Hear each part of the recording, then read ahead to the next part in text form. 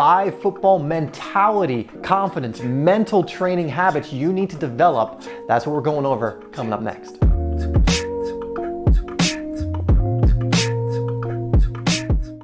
Really quick, guys, before we get started, I would like to thank the sponsor of this video, OneFootball, which you can download for free down below in the description. OneFootball is an incredible app for all football fans that want to keep up to date on the latest results internationally and at club level, keep up with your favorite club, your favorite national team. They also even have video compilations of different things, which I think is actually really cool. One of my favorite features on this app. Again, this app is absolutely free, and it's just a must for any football fanatic that wants to make sure they know what's going on in the world of football. So make sure you give some love to OneFootball by downloading it for free down below in the description. Without further ado, let's get into the rest of the video.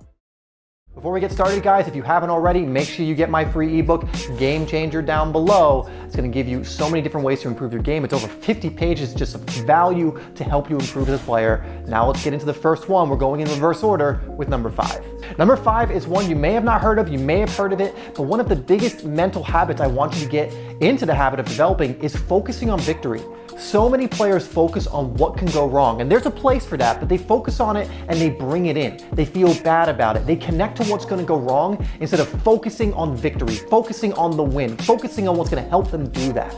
Now, there are times you want to prepare for potential mistakes. You want to prepare for this kind of situation or scenario happens in a game, for example. But if you focus on victory, you'll find so much more motivation and inspiration to make that happen will start coming in.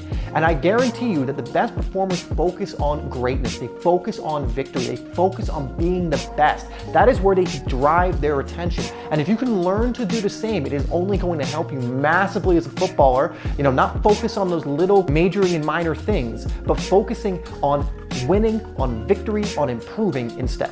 In fact, in the comments, if you like that, put "I am focusing on victory." Put that down in the comments to align to that, to resonate to that, and to remember that, because it's so important to remember that that is the goal. Focusing on victory, focusing on being the best you can be. So put that down in the comments. Now, number 4 is a very crucial one, and it is calmness. This is a mentality. Being able to be calm in the eye of the storm, even when things aren't going well, even when things are trying to hook you and make you emotional and knock you out of the game. If you can remain calm, if you can stay tapped into the moment of the game, you will make better decisions and you will play better. If you get into a flow state, which typically happens when you are calm, when you are centered, you will always perform better. And so one of the most crucial habits you can develop mentally is to get back into that flow state, get back into that calm, and not let things emotionally grab you that take your head out of the game. Before we move on to number 3, hit that like button if you're enjoying this so far, and now we will move on to number 3. So bouncing back, let's say you do lose your calm, you get a little frustrated, you make a mistake, and you're about to get hooked.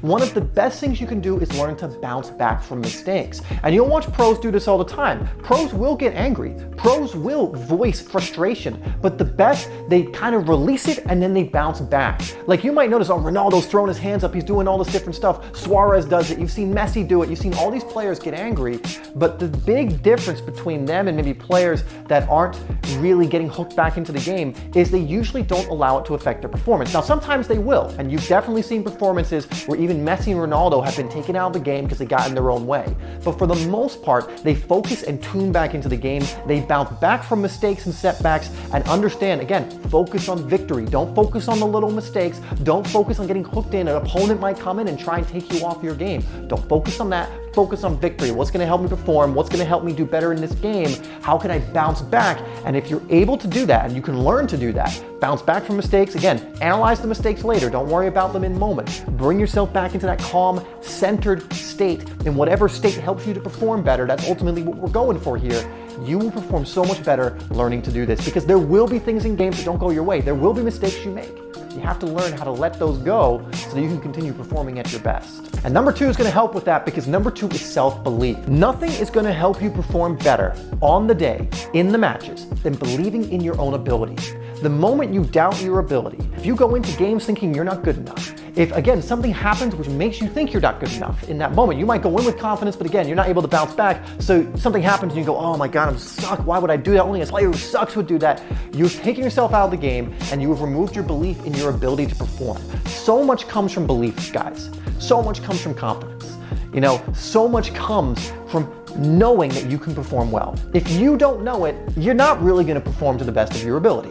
You need to develop that self-belief that knows you are a player or you are becoming a player.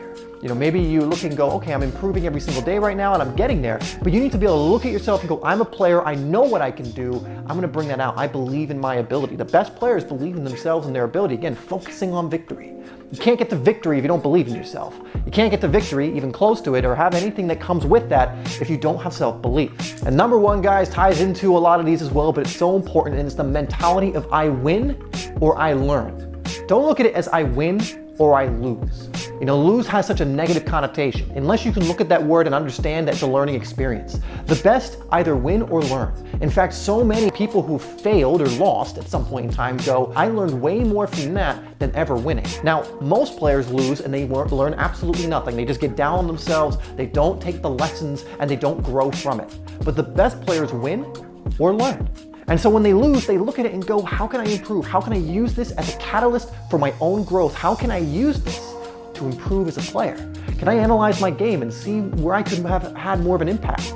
Did I maybe lose my cool? Can I learn to be more cool and collected in those situations? Is there a training I need to go through more? Do I need to work on my footwork? Do I need to work on my fitness? Was I running out of stamina by the end? They will look at their performance and their role in the performance and learn from it. So the mentality of I win or I learn is so crucial to improving as a footballer. And really, you can apply that to any area in life, to be honest. All right, guys, those are 5 football mentality habits that you need to develop that I think are just going to aid you on your journey as a footballer and becoming better, getting to the higher level, or whatever your goals are in this sport. I want to thank you once again for tuning in and watching this video, and I'll see you in the next one.